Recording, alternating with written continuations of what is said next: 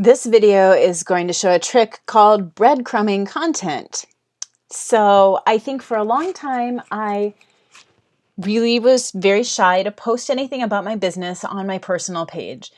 I just didn't want people to get really sick of hearing about it and unfriend me, but I think I went too far in the other direction, and I realized that people who are my friends really are curious about what I do as a coach. So certainly, not every single post, but it's fine and it's even good to make the connection sometimes. So what we talked about with tagging yourself from your like page is one way to do that, like with this post.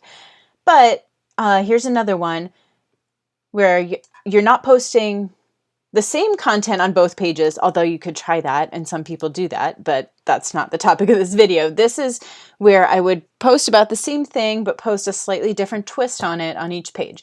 So I posted while I was baking the butternut squash and just said, make sure you're following Living Vibrantly to see what I make with them. And I got like 5 to 10 new likes from that. And part of the reason is that when I'm adding friends from groups or from Pinterest or even from my ads, the friend requests come from my personal account. Obviously, you can't send a friend request from your business account.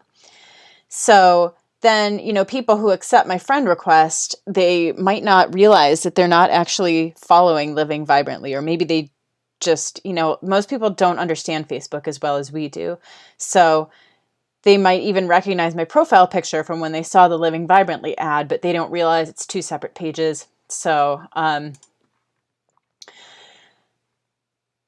point is that it's really good to just post from time to time to connect the 2 pages. So this is the breadcrumb, and then the post that I did later that night was showing the complete dinner with the chicken and the squash all cubed and the broccoli too.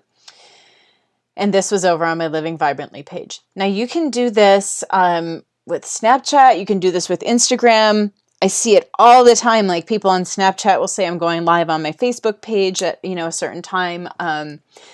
Or, on Instagram, you post a snippet of the video and you say, visit my Facebook page to see the full video, or YouTube channel, or there's, a lot of different ways to connect your content across channels. So the important thing is to just be thinking about that, because that's how you create those lifer type of connections where people want to be part of everything you do. The more ways that people are connected to you, the better they're going to get to know you. And also then it's not as much wasted effort or duplicated effort. Sometimes we feel like we are posting the same thing in 5 different places. Well, don't do it exactly the same in 5 different places. Do a little twist on it and try and get people to follow you in all of those places.